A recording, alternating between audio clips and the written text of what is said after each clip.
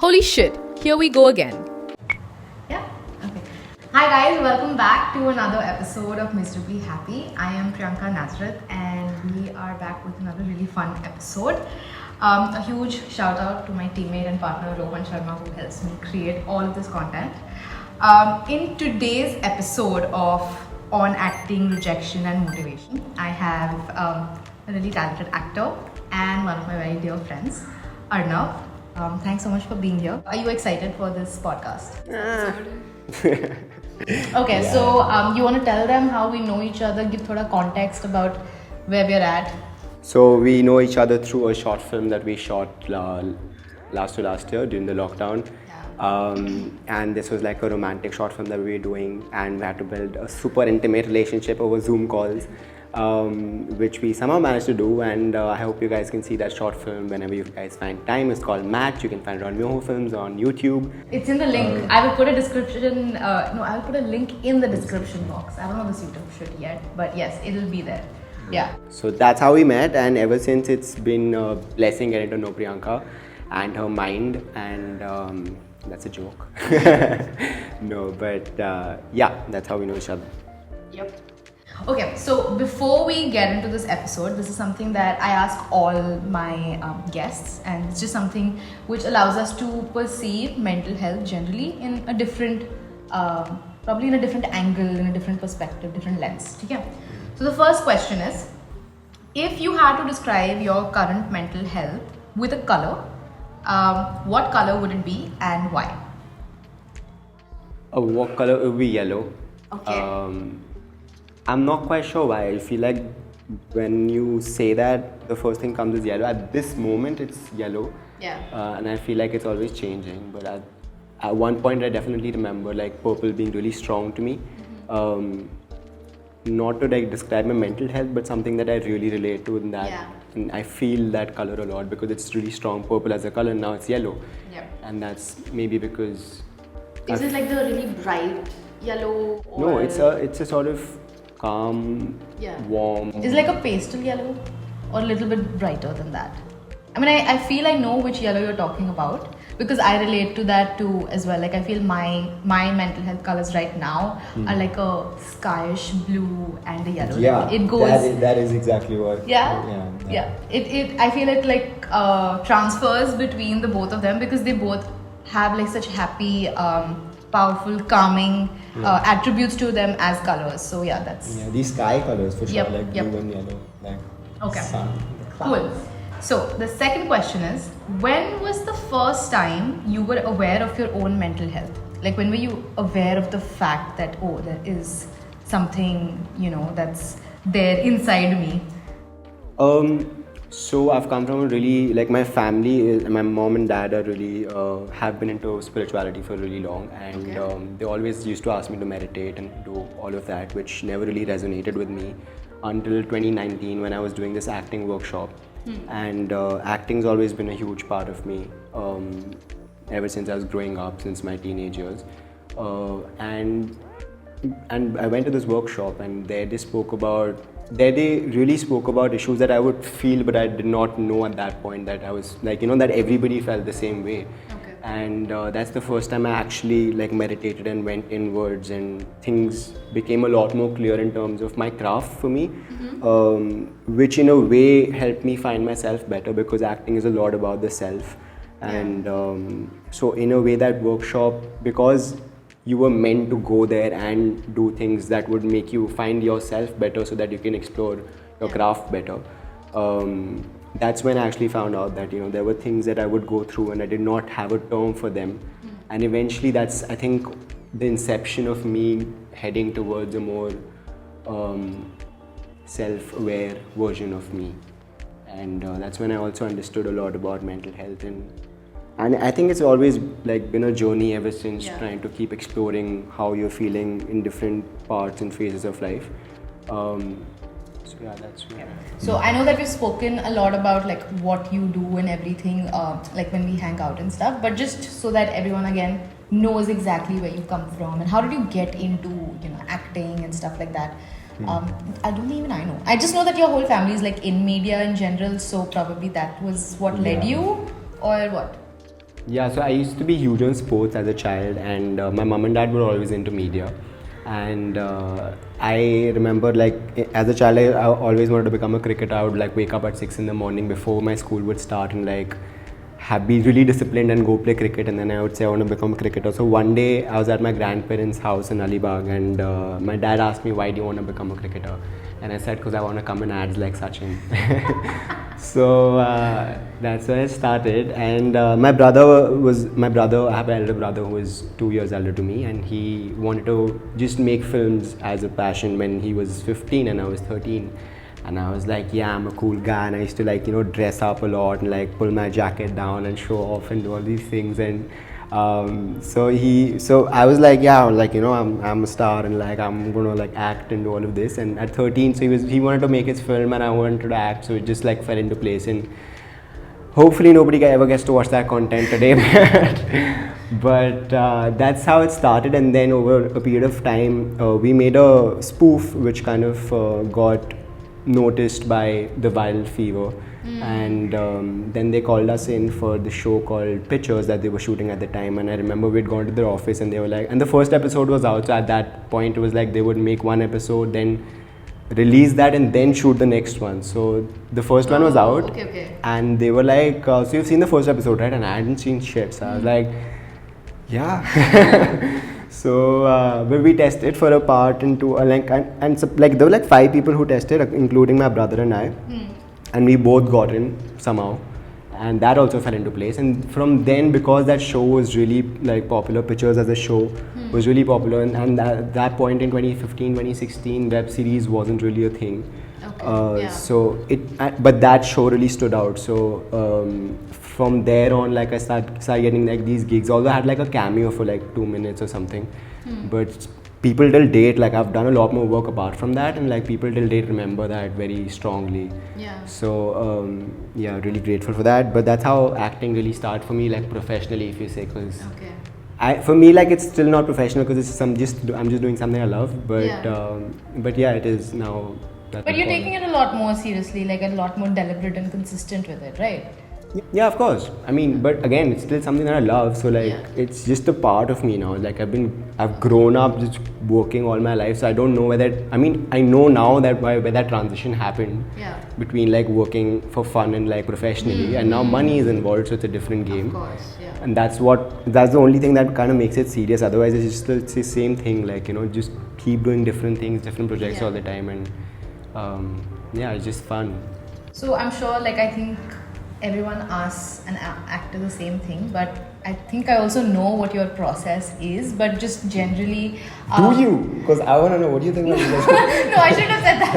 I don't know. Please. But like, see, for me as a non-actor, when we did match, it was very like in the flow, in the moment, taking it as it was happening, and then kind of improvising and adapting as to what was supposed to happen or what the vision was, right? But as someone who you're a lot more seasoned than I am, obviously. So I'm sure that there are a few things that you may have picked up, or maybe is there like a before set ritual just to mentally prepare yourself, because again, for match we were allowed to bring ourselves, or a part of ourselves, but sometimes the character is completely different from who you are. Yeah, right. So then how do you kind of mentally put yourself in that place, and you're just like, okay, and maybe the character doesn't even align with your personal values, but it's still a job you have to do, right, at the end of the day. So how do you kind of what is the process for that, or how do you prepare in that sense? And this is a more like mental aspect I'm talking about. Yeah, so you're saying a character that is different from how you would normally be. And I think I've done like a few of them in the comic space of it. And I'm like, genuinely, they've been the most fun character that I've ever had, like got the opportunity to play.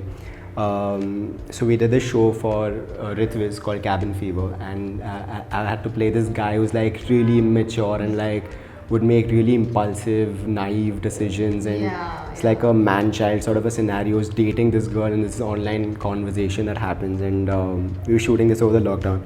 But the process, I would say, would be to like like you said, like you have to, like you have as you have some rigidities as whatever opinions of life that you have, and you have to really first differentiate that versus what the character believes and wants and desires.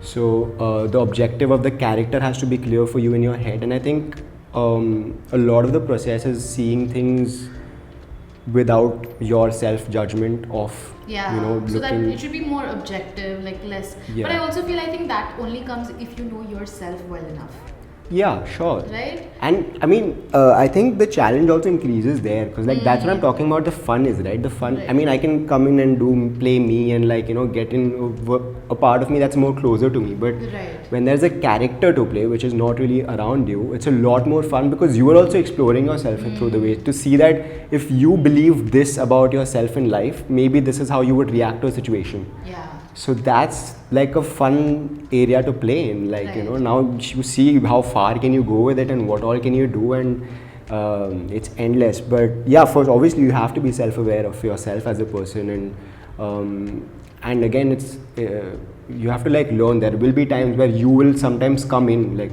in a particular scene. Let's say like there is a dialogue that does not sit well with you, but you're still saying it because it's there. And then you'll have to like, I mean, obviously that's when a film happens, when like the director tells you something that, hey, this is something that maybe you could do differently, and you check on yourself, check on what you can do differently if you're playing, if what you thought was different. Correct. And then make changes accordingly. And yeah, it's just like a very, very fun process, especially for like characters, Right. like character roles. I feel like in something like the acting industry in general, there's a lot of rejection. Like you have to really try quite hard, and still rejection is a part of any industry. But I just feel like because you have to like really put yourself out there for a lot of work, how do you kind of detach yourself from that rejection or cope with it? Because I mean, again, rejection is a part and parcel of life, irrespective of your profession. It can happen in personal relationships, in friendships, and wherever. But when it's your work, how do you kind of give yourself that space without being like, oh, I'm a bad actor, or I didn't do this well? Maybe you can critique in the sense like, okay, this was the feedback and this is where I can improve. But without going down that spiral that, oh fuck, I'm just like a bad actor. So how do you do that? I think that would happen earlier a bit before that workshop happened for me, which is where we actually spoke about, these were the things where we spoke about that, within your acting, and whatever work you do, not just acting, like whatever you're doing, you generally happen to place your self-worth in it. Yeah, to say that, like, absolutely. if I did not give a good audition today, or if I did not have a good day on set today, that means that I've probably like, I'm lacking somewhere in life, and I have a lot more to go. Maybe this is not made for me, and those doubts, self-doubt is like a huge thing, and that comes because you've placed your self-worth into these things. But the minute you, like, again, you have to, I feel like even when you're approaching a script and you're approaching an audition, when you're doing all of these things, you don't have to like, you have to be honest with yourself is all you can do, and the rest is not your job. Like, that's really not your job to see what happens after that. It's just about being honest with your job, and then after that you leave it to say that, okay, I did my best. As long as you know that you've done your best within that structure, then you leave it and be like, yeah, sure, there may be more space to grow and learn. Absolutely. But today I did my best. Whatever's coming in this moment, मैंने उतना किया. तो जितना आ रहा था मैंने उतना किया. इसके आगे देखा जाएगा.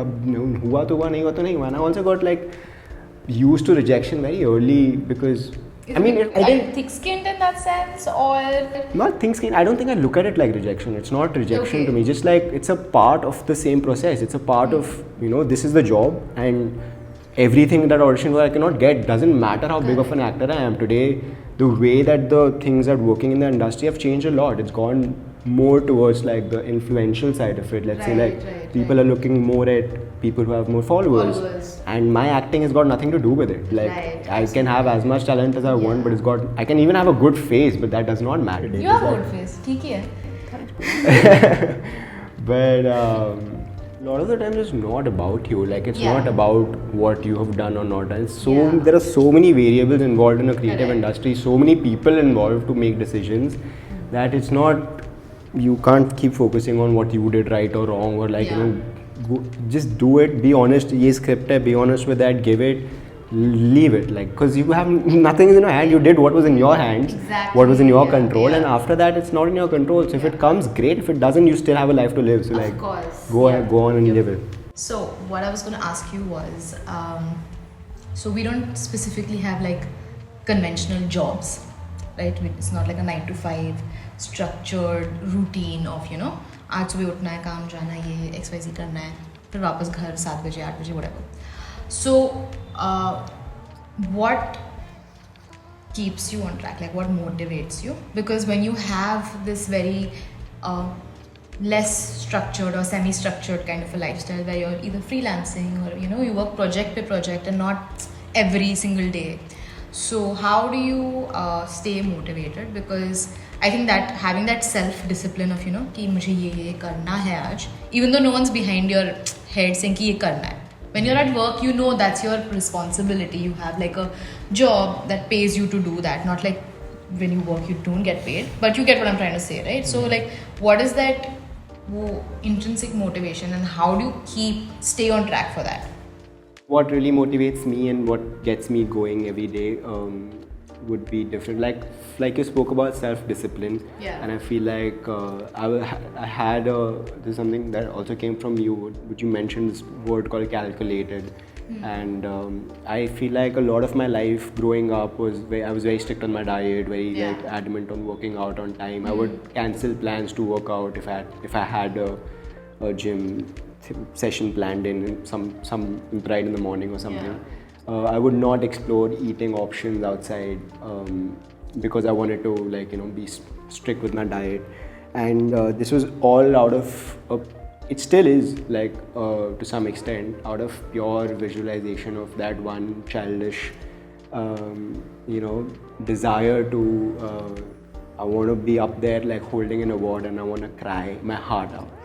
So all of that, like, no crying until that happens. Like, it's just not, you know, not, it doesn't mean no crying until that happens, but like, you know, really cry when that happens. That's what's driving you, right? That's what's... It's just something that comes in very often. It's just, Okay. it's not like every day I'm thinking about it.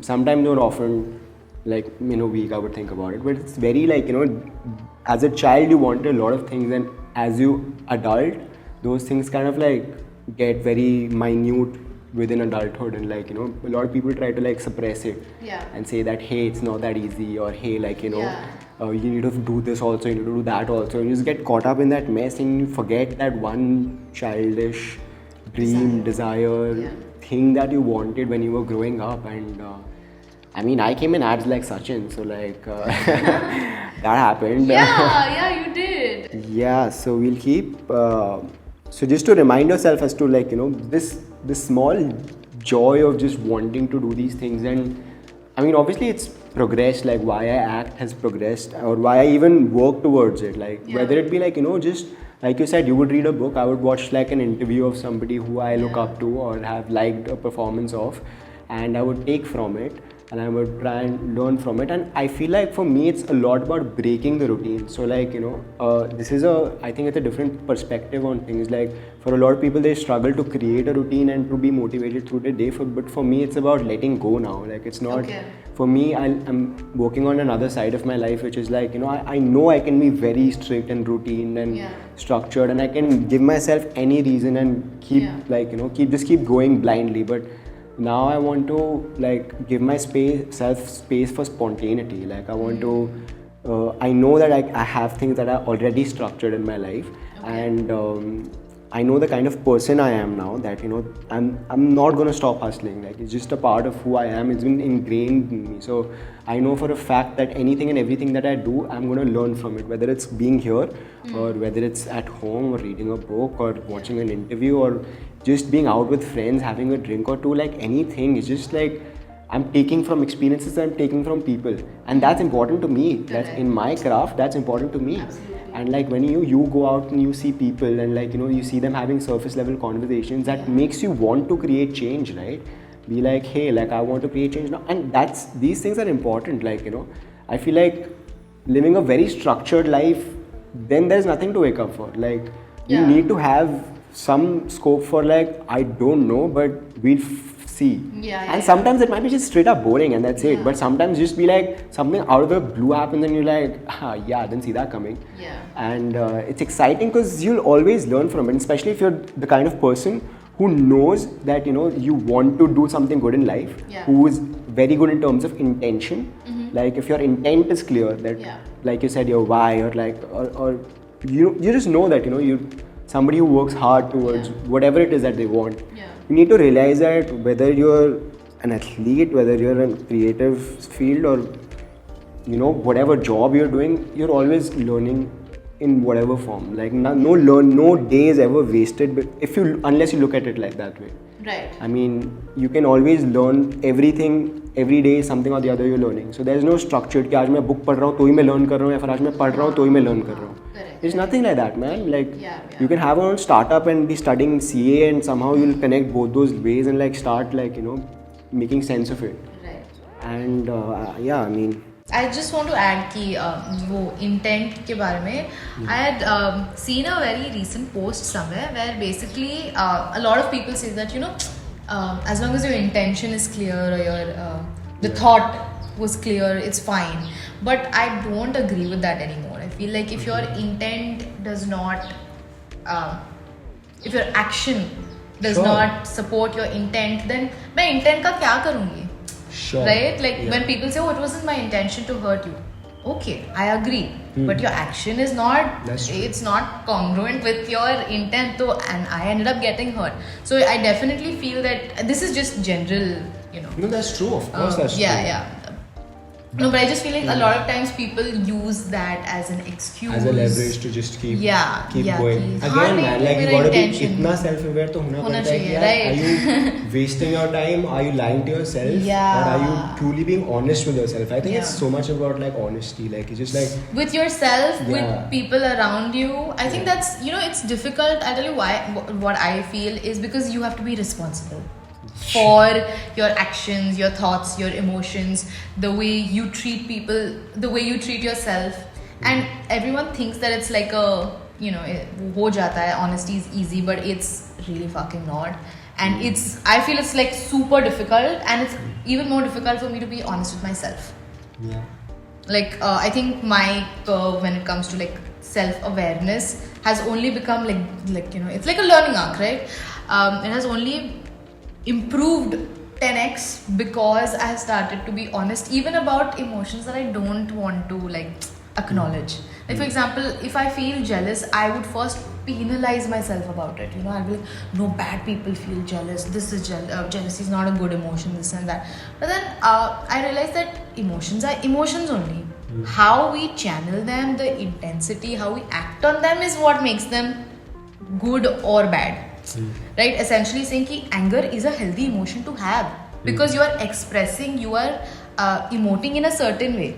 But rage is not a good emotion because you're going to go hit someone or you're going to act on it. So basically how you channel that particular emotion. So I feel like for me, once I realized that emotions don't need to have any kind of guilt attached to it. That you can feel them, you can be with them, process them, probably analyze them or rationalize them. But it's very subjective, right? Some emotions you just don't know. I just feel it. अब मैं क्या करूँ उसके बारे में, right? So I think that was like super important to process. I mean, I still don't know how to do that on certain days, but so honesty is definitely 101% the most crucial key. I mean, emotions you're gonna feel every day, man. Whether it's you feeling sad, exhausted, burnt out, less motivated, whatever it is. Like as long as now that you know that okay, fine, this is the emotion that I felt. Feel it first. Do not deny that. Accept that okay, this is the emotion that I'm feeling. Then the next step is as much as work you've done on yourself, whether it's through meditation, through self-awareness, or whatever routine you have for yourself. So once you've felt something, you acknowledge it. First and foremost thing you should do is accept and acknowledge that I was feeling this way. I am feeling this way. And then your practice, like whatever your routine you have for yourself, is going to help you. The time decreases basically. The amount of time you take to deal with that emotion and respond to that emotion. Whether it's anger, jealousy, whether it's your high ego that's come in a lot of situations, because ego is something, it's it makes you blind. Like it just blinds you. Like for me personally, I just realized that ego is something that can just blind you completely. It does. And you'll never realize that it's your ego. You'll never want to accept that it's your ego. Correct. But it takes a lot of like honesty, Being honest with yourself, to accept that your ego is playing in this situation, and if you can control it in any way possible. Again, it's so much about your practice. That's what helps you. What you said, responsibility is your ability to respond to the situation, right? So it's not responsibility. A lot of people take it in a very harsh light that मुझे कुछ action करना पड़ेगा या काम करना पड़ेगा. But no, it's just that today you're feeling angry. This is an emotion. You have the ability to respond to this emotion, and that's what it is. It's not action related. It's just like it's what you can do. It's already in you. How you want to do it is on Deal you. with it. Yeah, correct. Yeah. How you respond. And it does not necessarily. It does never actually necessarily mean action. It can be the smallest of things like. Right. नीचे पैसा पड़ा है, मुझे उठाना है या मुझे किसी और को देना है या फिर मुझे कॉल करके ढूंढना है कि किसका पैसा है ये. It's my decision. Correct. So you have the freedom to make that decision. Absolutely. And freedom comes from taking responsibility. Wow. That is so fucking true. I read it from the book. But it is very true. Yeah. Fuck, that just I just had like a moment. Yeah, fuck, that's true. Shit. Okay, so I just wanted to ask you, so now in all of this, as an actor, what have you like learned so far from your career or from the craft of acting that you kind of like take back as a takeaway from to your and apply to your personal life or whatever? Like, is there something? I'm sure there is. I just I want to know what it might be for you.